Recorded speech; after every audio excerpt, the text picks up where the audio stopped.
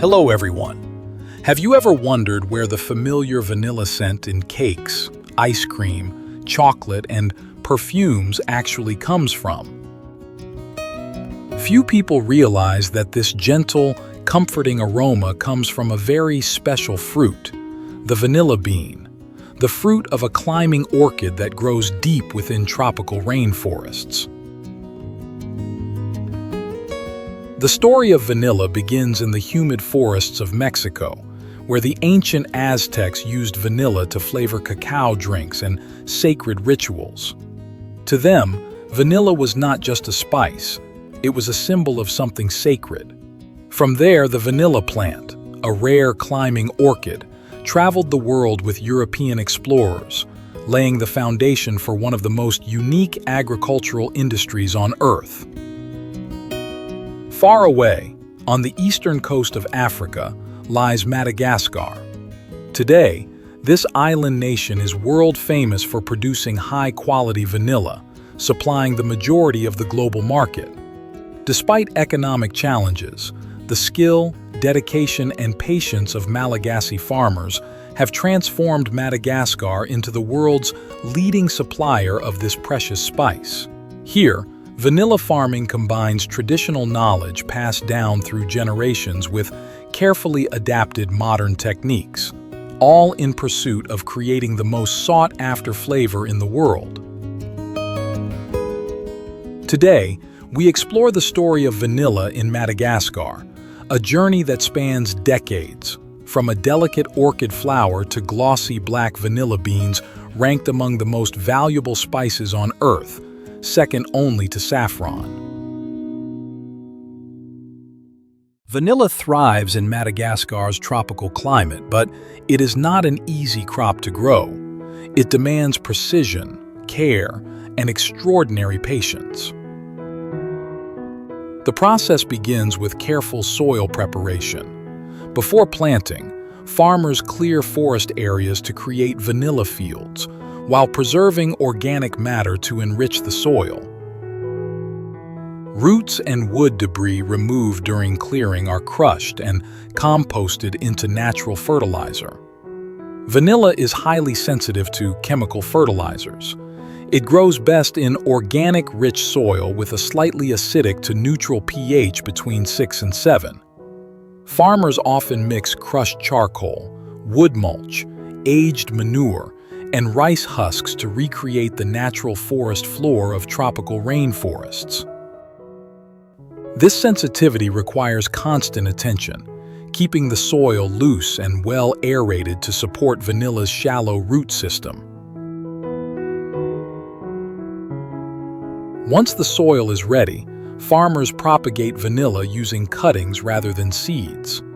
Cuttings grow faster and more reliably. Mature cuttings, usually 1 to 2 meters long, are carefully planted into the prepared soil. To support the vines, farmers install climbing structures, traditionally bamboo poles, though some modern farms use wooden or concrete posts wrapped with coconut fiber for stability.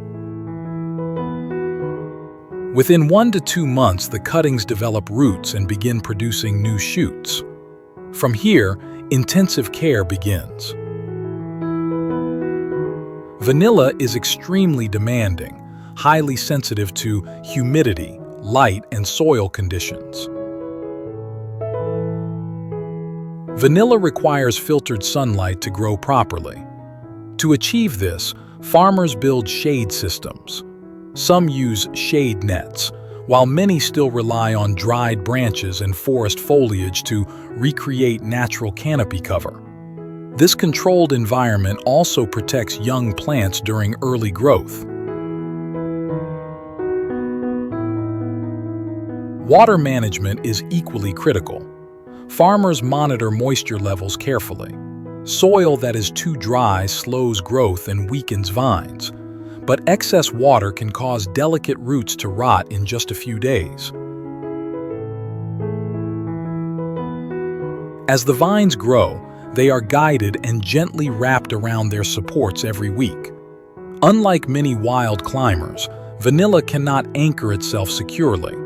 Without regular training, vines may fall, snap at the nodes, or grow tangled, making care and harvest extremely difficult. In addition to underground roots, vanilla produces aerial roots along the stem, absorbing moisture directly from the air. Maintaining stable humidity throughout the plantation is essential. Fertilization is done cautiously, usually once every 6 months, using organic blends of charcoal, chicken manure, and rice husks. Chemical fertilizers are largely avoided, as mineral salts can easily burn vanilla's fragile roots. Alongside fertilization, farmers weed, aerate the soil, and prune vines. Pruning is essential for healthy growth and future productivity. It is done in 2 stages: productive pruning to prepare the plant for flowering, and regenerative pruning to ensure long-term vine strength.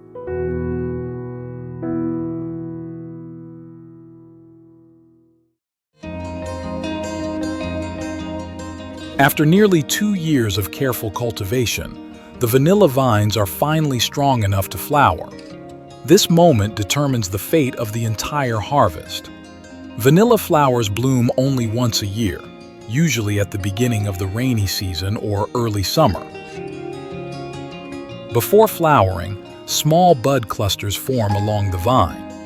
Farmers must monitor them closely. Too little moisture, insufficient shade, or nutrient stress can cause buds to drop, wiping out an entire season's yield. Vanilla flowers are delicate and beautiful, pale greenish-white in color, but they bloom for only a few hours in the morning, then wither by the end of the same day.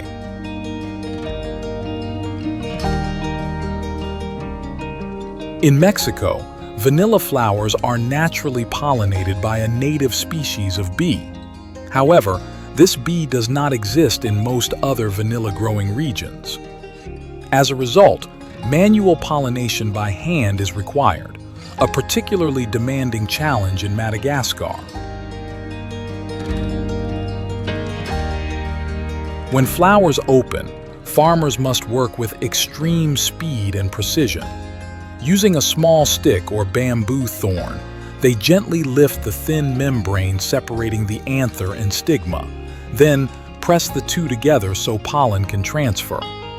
If pollination does not occur within those brief morning hours, the flower wilts, and the chance of fruit formation is lost forever.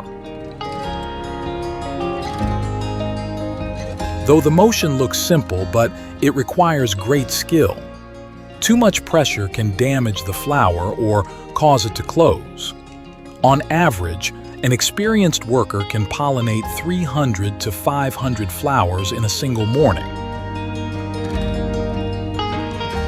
Across Madagascar, tens of millions of vanilla flowers are pollinated entirely by hand each year, making vanilla one of the most labor-intensive crops in the world.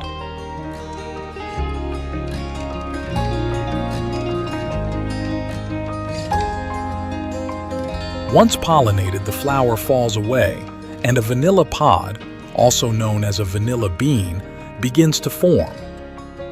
From this point, farmers must wait 8 to 9 months before the beans reach harvest maturity. Throughout this period, vines require constant care. A single heat wave, heavy rain, or pest outbreak can cause premature pod drop. Young vanilla beans are dark green and slender, resembling long sticks. As maturity approaches, the tips turn slightly yellow and the skin becomes glossy. These are the signs that harvest time has arrived.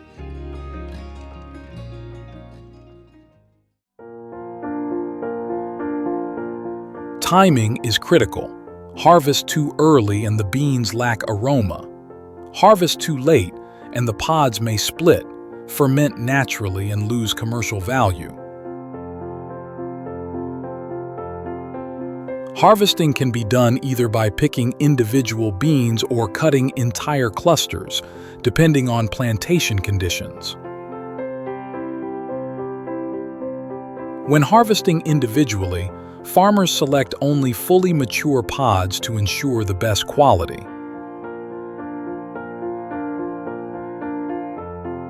In some plantations, entire clusters are cut to save time. Regardless of method, every movement must be gentle to protect the vine in future harvests. Fresh vanilla beans have no aroma at all. They are long, green, and scentless. The iconic vanilla fragrance appears only after a long and carefully controlled curing process. While some fresh beans are sold, most Malagasy farmers prefer to cure their vanilla themselves, as properly cured beans command far higher prices.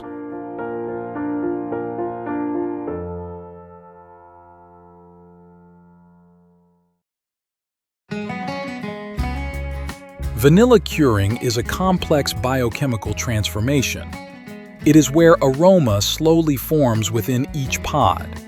Vanilla is not just an agricultural product. It is the result of time, technique, and patience. After harvest, beans are brought to processing facilities. Workers begin by sorting them by hand, based on length, thickness, maturity, and surface blemishes. Perfect, uniform beans are reserved for premium grades, while smaller or imperfect beans are used for extracts and other purposes. After sorting, the beans are washed to remove dirt, sap, and surface microorganisms. The next step is hot water blanching, considered the ignition point of vanilla's aroma development. Beans are immersed in water at 60 to 70 degrees Celsius for several seconds up to 3 minutes. This step stops cellular activity, kills surface microbes, and activates natural enzymes inside the pod. Timing is critical. Under-blanching results in weak aroma development, while over-blanching causes heat damage, soft skins, and aroma loss. Immediately after blanching, the beans enter the sweating stage. They are wrapped in cloth and placed in insulated wooden boxes for 1 to 2 days, retaining heat and moisture. During sweating, the beans soften, darken from green to brown, and enzymatic reactions begin forming vanilla's signature aroma. This step transforms nearly odorless pods into valuable aromatic material. Next comes sun-drying. Beans are exposed to gentle morning sunlight for 2 to 4 hours daily, then wrapped again to retain warmth and humidity. This cycle of sun-drying and sweating repeats for several weeks, gradually reducing moisture while allowing complex flavor compounds to fully develop. Once the beans become supple and elastic, they enter slow shade drying. Placed in well-ventilated rooms away from direct sunlight, the beans dry evenly over 1 to 2 months. Farmers regularly turn them to prevent mold and ensure uniform drying.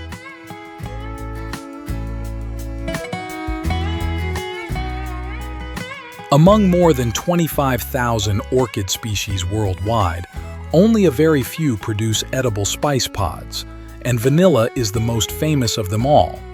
An orchid that combines delicate beauty with extraordinary economic value. At certain times in history, vanilla has been worth more than silver by weight, ranking among the world's most expensive agricultural products, second only to saffron. After reaching ideal moisture content, vanilla enters the refinement stage. Beans are stored in sealed wooden boxes for weeks or even months, depending on quality standards. During this time, aroma matures further, color deepens to a glossy brown, and flavor becomes rounder and more stable.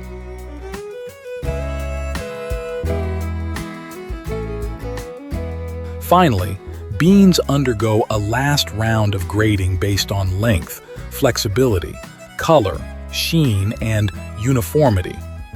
Premium long, straight, glossy beans fetch the highest prices and are primarily exported.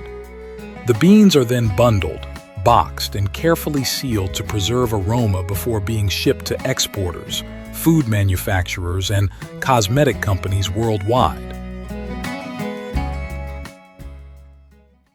Today, Madagascar exports vanilla to markets around the world, including major destinations such as the United States and Europe, supplying over 1,400 tons of vanilla annually.